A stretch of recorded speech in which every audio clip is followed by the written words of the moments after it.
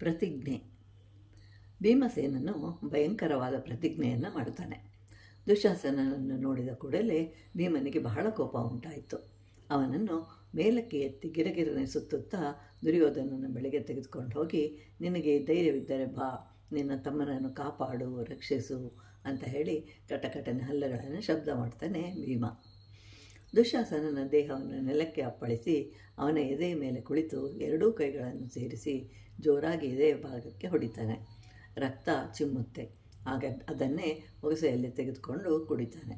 ಬಹಳ ರುಚಿಕರವಾಗಿದೆ ಅಂತ ಹೇಳ್ತಾನೆ. ಇದನ್ನು ನೋಡಿದರೂ ದುರ್ಯೋಧನ ಹಾಗೂ ಕರ್ಣ ಇಬ್ಬರು ಸುಮ್ಮನೆ ನೋಡ್ತಾ ನಿಂತಿರ್ತಾರೆ. ಪ್ರತಿಜ್ಞೆ ಅಂತಂದರೆ ಇಷ್ಟು ಭಯಂಕರವಾಗಿರುತ್ತದೆಯೇ ಅಂತ ಅಂದ್ಕೊಳ್ತಾರೆ ಇಬ್ಬರೂ. ದ್ರೌಪದಿಯು ಯಾರಾದರೂ ಸಹಾಯಕ್ಕೆ ಬರುವರೆ ಅಂತ ಹೇಳಿ ನೋಡ್ತಾ ಇರುವಾಗ ದುರ್ಯೋಧನನು ತನ್ನ ತೊಡೆಯ ಮೇಲೆ ಕುಳಿತುಕೊಳ್ಳೋದಕ್ಕೆ ಹೇಳ್ತಾನೆ.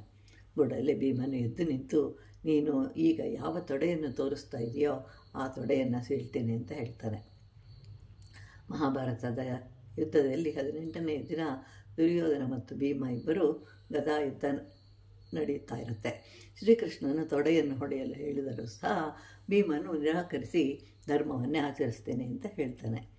ದುರ್ಯೋಧನನು ಭಯಂಕರವಾದ ಗದಾ ಯುದ್ಧ ಮಾಡ್ತಾ ಇರುವಾಗ ಇದ್ದಕ್ಕಿದ್ದಂತೆ ಆಕಾಶಕ್ಕೆ ಹಾರ್ತಾನೆ. ದುರ್ಯೋಧನ ಅನೇಕ ವಿನ್ಯಾಸಗಳನ್ನು ಮಾಡ್ತಾನೆ. ಅವನು 5 ನಿಮಿಷ ಹೀಗೆ ಆಕಾಶದಲ್ಲಿ ಇರ್ತಾ ಇರ್ತಾನೆ. ಹೀಗೆ ಮೇಲೆ ಕೆಳಗೆ ಹಾರ್ತಾ ಇರ್ತಾನೆ. ಆಗಲೇ ಅಕಸ್ಮಾತ್ತಾಗಿ ಭೀಮನ ಗದೆ ದುರ್ಯೋಧನನ ತೊಡೆಯನ್ನು ಸೀಳುತ್ತೆ. ಹೀಗೆ ದುರ್ಯೋಧನನೇ ತಾನಾಗಿ ಕೆಳಗೆ ಬಂದಾಗ ಗದೆ ತಗಲುತ್ತೆ.